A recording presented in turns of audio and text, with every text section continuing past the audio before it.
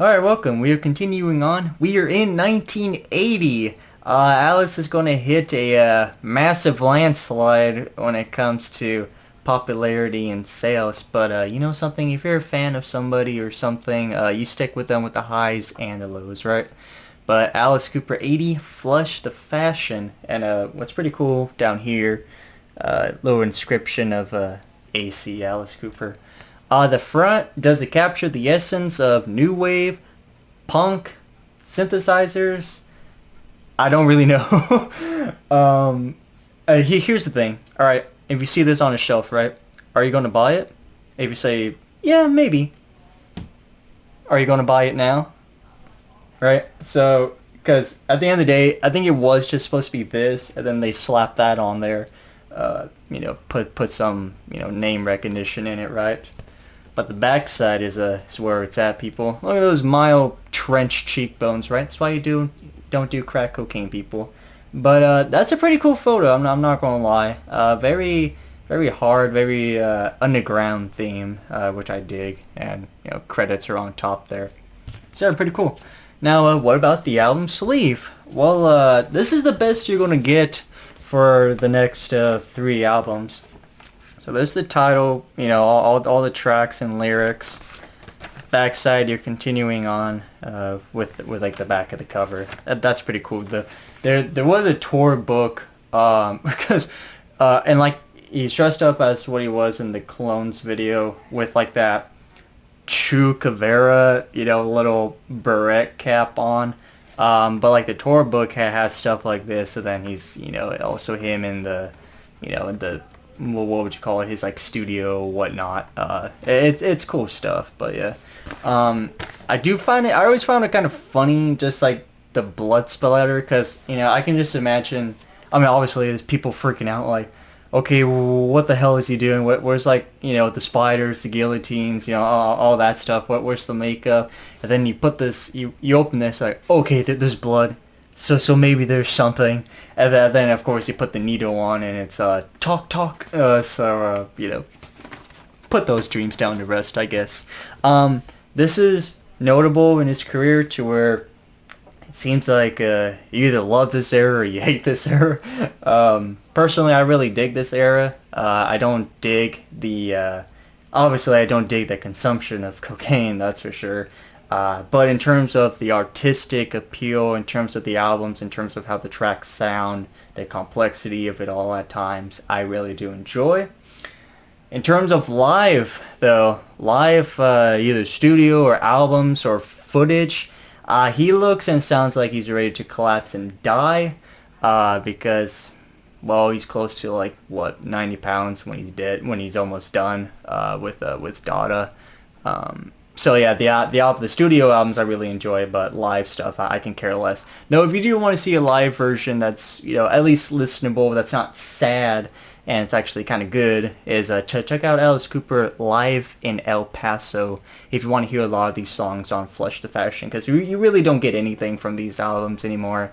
The most notable are Pain and Clones, but that's about it.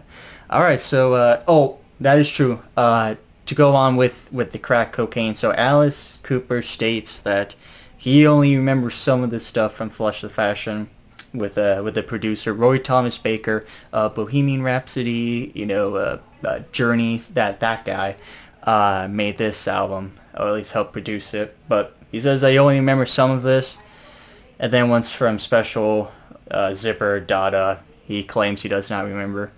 Do I believe that? I don't know. I'm not him. Maybe he's telling the truth. Maybe he doesn't. At the end of the day, do you really want to relive that stuff? Personally, I wouldn't. But hey, it's just another reminder not to do drugs, right? Alright, so Flush the Fashion. You open up with Talk. And Talk, a lot of people seem to do now. But that's the whole premise of this album, to which if you like synth, if you like new wave, like, this is for you, especially the next album, especially the next one. And another thing I totally forgot to say, but of course the question, if you will, of this video title is is this his most consistent album? And I totally agree. every track here holds up and is just as strong as its, previous predecessor. I mean, look at Grim Facts. Grim Facts is on the B side, track 7.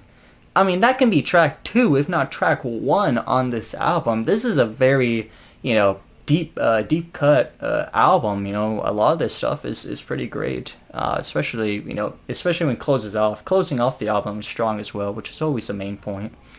But for Flush the Fashion, Talk Talk, it is a cover song, by the way. I'm sorry I'm beating around the bush here, but it is a cover song. And then the next album, you get your covers like a 7 and 7 is. But Talk Talk, heavy guitar and drums, just a bow bow bow down bow bow down. Yeah, I really do enjoy that. And then his voice is different. His voice, as I can kind of describe it, is fragile. I think that's like kind of the best way I can describe it is fragile. But still got that raspiness, still got that, mean demeanor to him.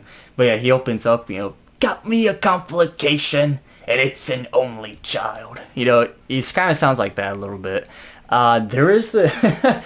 I remember when I first listened to this album on the LP, because the only albums I had here, like, my dad was Flush and Special Forces, and then I got Paranormal, like, the year it came out, or something like that.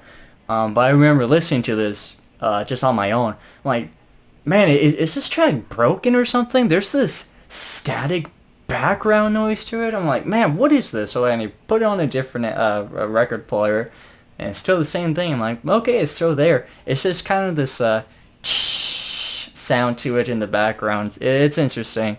But the synths are there. It really does hit in the middle section. And I do like the background vocals. A lot of times the background vocals are very, robotic sounding. Because on this one, they talk about two sides. Just the two sides. So then the guitar picks up or whatnot. So it's pretty cool. There are some fun lyrics not only on this track, but this album in general. Some pretty deep, emotional ones too. But social life's a dud. My name is really Mud. And to finish off this track, it's just the repeating of Talk Talk. So it's like talk talk, talk talk, talk talk. And that's the thing I have to say. This album, there's like no breaks in between. It flows smoothly. It is so concise to it. It's totally awesome. Just one song just bleeds into another. It's quite remarkable. But yeah, Talk Talk. Yeah, it's a cover song. I really don't give a shit. I know the arguments there for you shouldn't do cover songs or whatnot. But this one really does it. I really do enjoy this one. All right, so the next one is Clones. Clones, top 40 hit. Something Alice Cooper isn't going to see until, well, trash, right?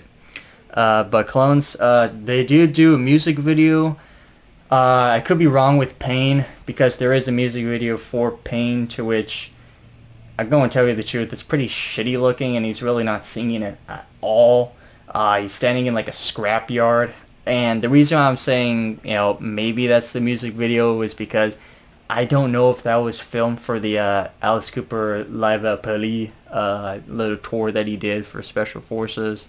But in any case, Clones, if you look it up, you'll find the video. And it's, it's Gary Newman. Gary Newman, of course, new wave synth and whatnot. And he's all dressed in leather. He's got his little Che Guevara cap on. And he's just standing there like, I'm a clone.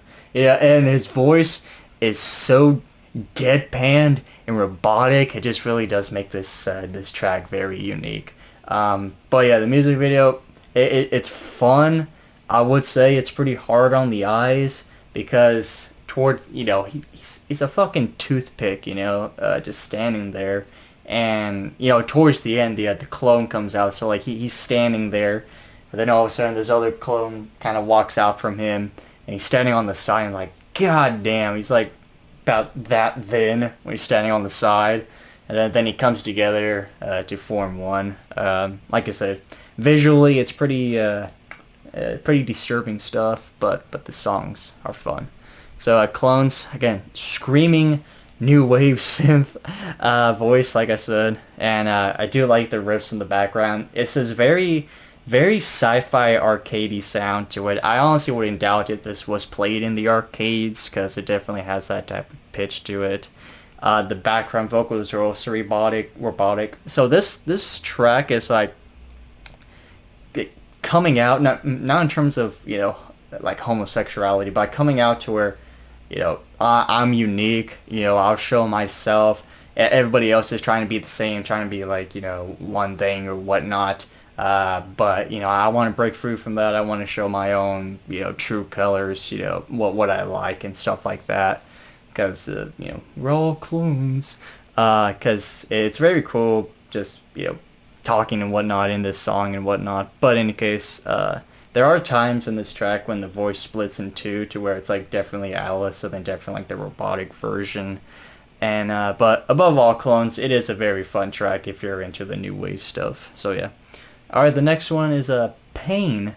Pain, terrific song. I saw him, well, not live, but if you got the Detroit Stories album with the DVD, he came out with the concert tour DVD one, and he did this one, and yeah, he really did kill it. Pain, I know it kind of has a little critique part in the middle when he kind of tries to be funny, because it's like this whole song is super serious and dark, and then he hits you up with the line, "I'm the lump on your head when you step on the rake." It's like, okay, well, that kind of came out of nowhere, but like the reason why I jumped to that was because I wrote down there's footage of him on tour live in 1981. It's black and white, which doesn't help, but he does change some lines on here, to which he changes that to the bloated up body pulled from the lake, and then I'll get to the next change in lyric. But for Pain, it opens up with piano, hammering of the drums, and then the voice is dark and moody and just completely atmospheric. I really dig it. And he's just talking about like various forms of pain. Scream in the night when the virgin dies. I'm car accidents, and I'm when the convict fries. I'm the pain when the convict fries. I'm the red on the bed of the suicide star. Who am I? I'm Pain. Great stuff. And everything speeds up to the title part. We're singing about pain, and when he sings the lines "pain," it's very like ecstasy-like. Like he really enjoys it. He even says it, "I love my pain," stuff like that.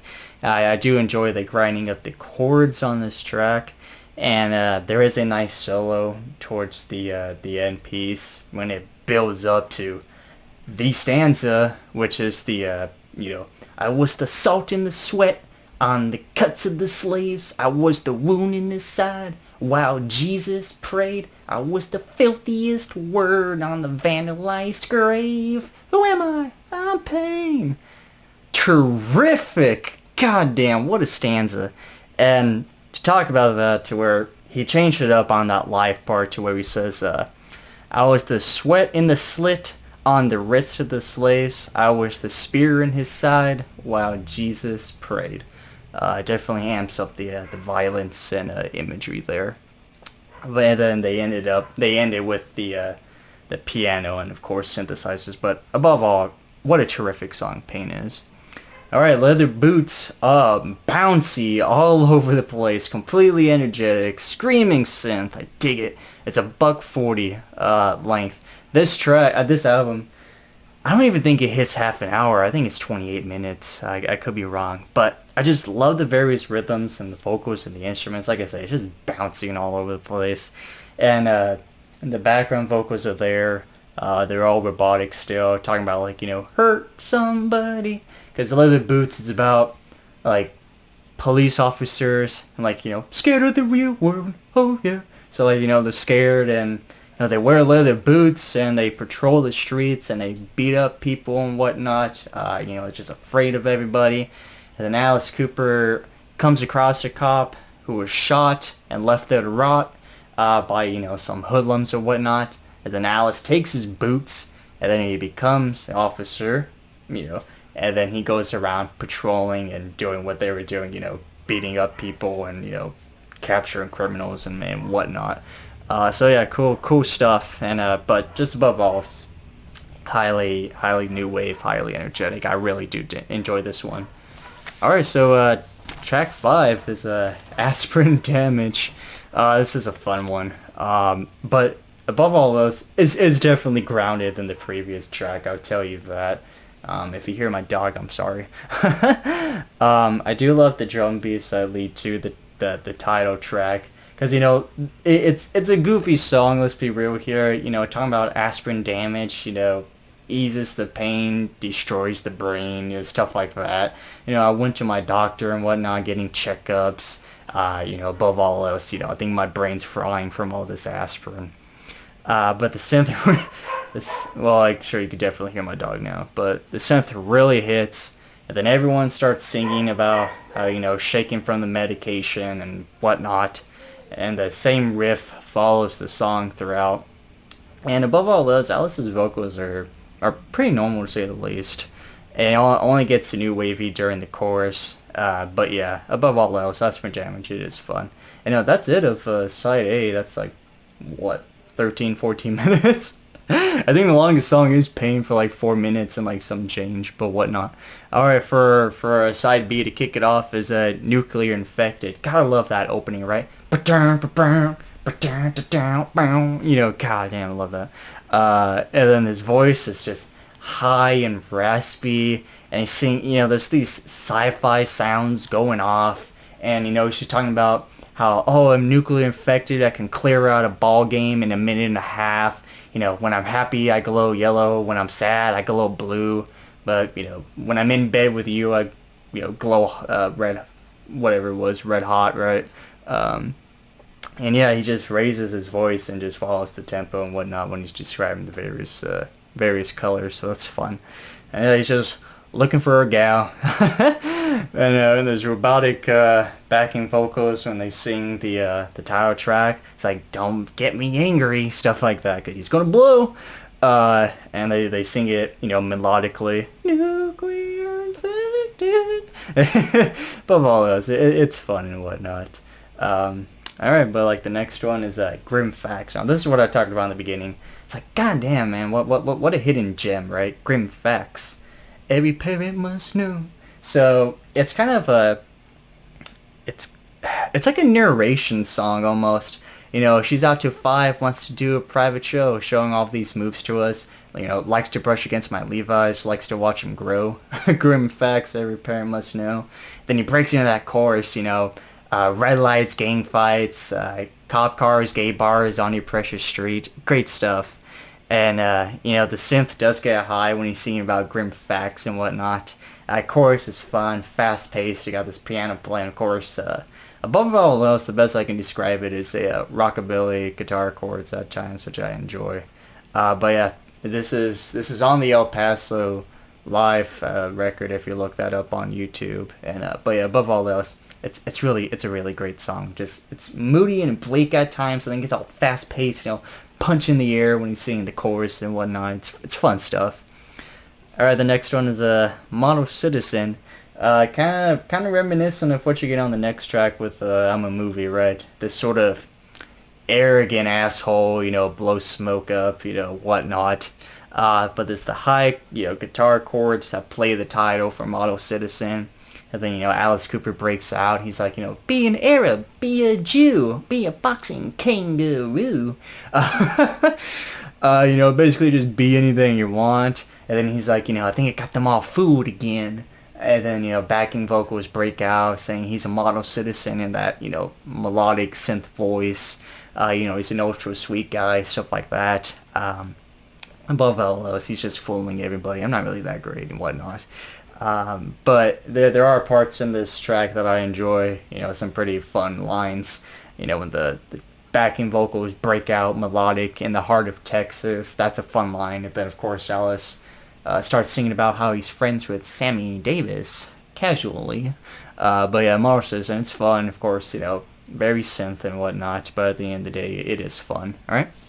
Alright, so the next one is Dance Yourself to Death. Mom and dad are, liberated parents. They're all hippied out. Breath smelled like cigs. Mom's changed her name and whatnot to Xerox. And then it's just like a teen totally pissed and fed up, just embarrassed, eye rolling.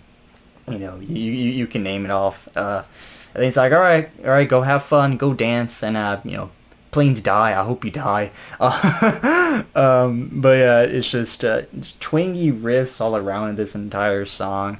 There's nothing really heavy or crazy about it. It's not that type of track, and when it is fun when he's singing about times when like the parents go in to kiss him. He's like, I feel all numb inside and cold and stuff like that.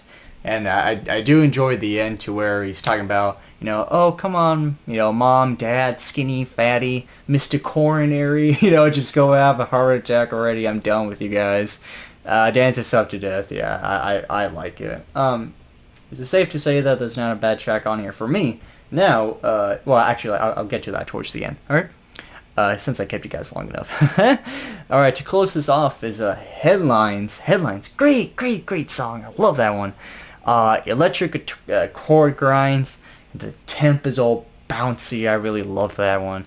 And everything comes together when they're singing Headlines. Really, just at the end of the day, it's a bunch of people doing whatever the hell it takes to get on the headlines. Very reminiscent of today. That's going to be the case until, we die. He's singing about people like, oh, jumping out of a birthday cake or like off buildings or saving babies and, doing all these, Evel Knievel stunts and whatnot. I just want to be on the headlines, as long as they spell my name right. You can walk all over me tonight. Great stuff. And then I do love really just how it ends. Like for me, an album, there's two critical parts. You need a strong opening, you need a strong ending, and that's the case with this album for me. Because the instruments build up, and then they all just carry off the lines, headlines, the headlines. And they do that for a couple of times as it fades off. But yeah, great stuff. Alright, so if you love this album, you might be saying, yeah, I agree, it's his most consistent album. Or you can say, yeah, I like this album, but I wouldn't say that. Or if you hate this album, everything I just said is, not in your opinion, to say the least. But in any case, alright, Flush of Fashion, if you like it, let me know. If you hate it, let me know. At the end of the day, what matters is that we're listening to Alice Cooper Wright, master of shock rock. Alright, so next week will be Special Forces. I really do enjoy that one. So otherwise, let me know, and thank you so much for watching, and take care.